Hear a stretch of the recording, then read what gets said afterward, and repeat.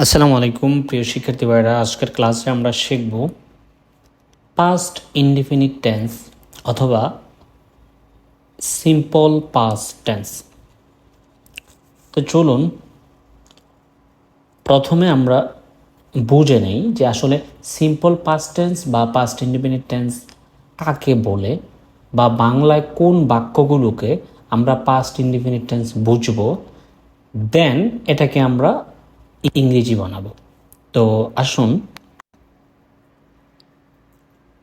Past indefinite টেন্সের সংজ্ঞা: অতীতকালে কোনো কাজ বোঝাতে বা অতীতের কোনো অভ্যাস বোঝালে যার ফল এখন আর বিদ্যমান নেই তাকে পাস্ট ইনডিফিনিট টেন্স বলে। এটা হচ্ছে সংজ্ঞা। আর আপনারা যদি আমার ভিডিওগুলো পূর্বে কেউ দেখে থাকেন, টেন্সের মধ্যে প্রতিটি টেন্স সহজভাবে চেনার জন্য আমি আরও সহজ করে দিয়েছি। এখানে দেখুন, বাংলায় চেনার উপায়।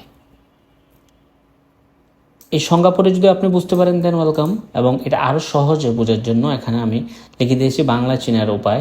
বাংলায় কিয়ার শেষে ল, লে, লাম, ত, তে, তাম, তেন এদের যে কোনো একটি যোগ থাকে। যেমন করেছিল, এই যে লো, করিয়াছিল। অ্যাকচুয়ালি এখানে একটা বিষয় আমাদের খেয়াল রাখতে হবে যে করেছিল যেই কথা, করিয়েছিল কিন্তু একই কথা। তো ফার্স্ট অনেকে এই বিষয়টাতে কনফিউজড হয়ে যায় যে করিয়াছিল যদি পাস্ট ইনডিফিনিট হয়, আবার একটু পর যখন একটা বাক্যের লাস্টে দেখে করেছিল একটু কনফিউজড হয়। আমি একটা বিষয় বলি, আমরা বাংলায় একটা বাক্যকে নানাভাবে বলি, আঞ্চলিকভাবে বলি, সাহিত্যিকভাবে বলি। কথার কথা, যাদের বাড়ি চট্টগ্রাম সে একভাবে বলবে, সেম কথাটা আবার যার বাড়ি কুমিল্লা সে অন্যভাবে বলবে।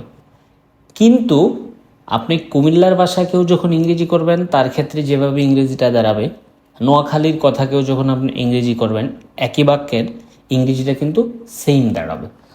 তো এই বিষয়টা আমাদের মনে রাখতে হবে যে আমি করেছিল দিয়ে আমার উদ্দেশ্য যা, বা আমি যেটা বুঝি করিয়েছিল দিয়ে যদি সেটাই বুঝি, তাহলে দুইটার ইংরেজি কিন্তু আমার সেম রুলসেই হবে, সেম টেন্স হবে। এই বিষয়টা সব টেন্সের ক্ষেত্রেই বিষয়টা আমাদের মনে রাখতে হবে। আচ্ছা, এবার আমরা বুঝলাম যে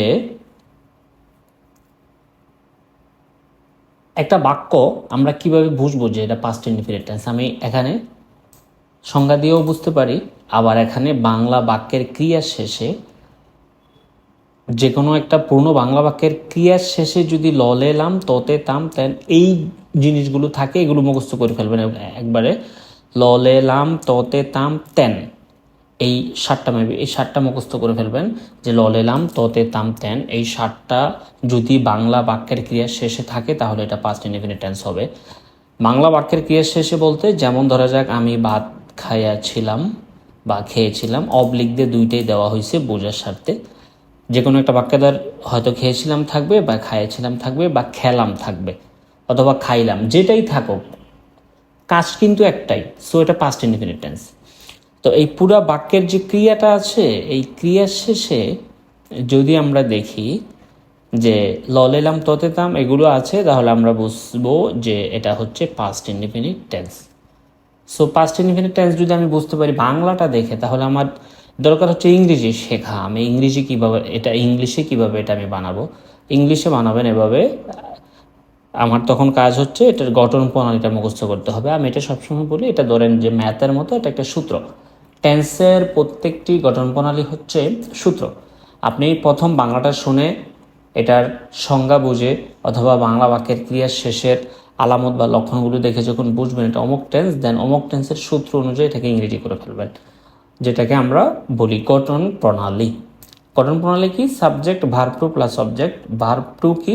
প্রত্যেকটা ভার্বের তিনটা ফর্ম থাকে, verb one, verb two, verb three. এটা যারা টেন্স স্ট্রাকচার, এই টেন্স স্ট্রাকচার বা টেন্স চ্যাপ্টারটাতে আসলে এই যে প্রথমেই আপনি এখানে ভার্বগুলো পেয়ে যাবেন। আচ্ছা, আমি অন্য একটা ট্যাব ওপেন করে আপনাদেরকে দেখাচ্ছি। এই যে এখানে ভার্ব ওয়ানের ফর্ম এটা, ভার্ব টু এর ফর্ম এটা, ভার্ব থ্রির ফর্ম এটা। টেন্স শেখার আগে এই কিছু ভার্ব মুখস্থ করে নেবেন। প্রত্যেকটা ভার্বেরই তিনটা ফর্ম থাকে কিন্তু, তো এখানে সব ভার্বগুলো দেওয়া সম্ভব না। আমি আপনাদের বোঝার সাথে এখানে কিছু ভার্ব দিয়েছি, তো এগুলো মুখস্থ করে নেবেন বানান সহকারে, কারণ এটা কিন্তু লাগবেই আপনার ইংরেজিতে ডেভেলপ যদি আপনি নিজেকে করতে চান।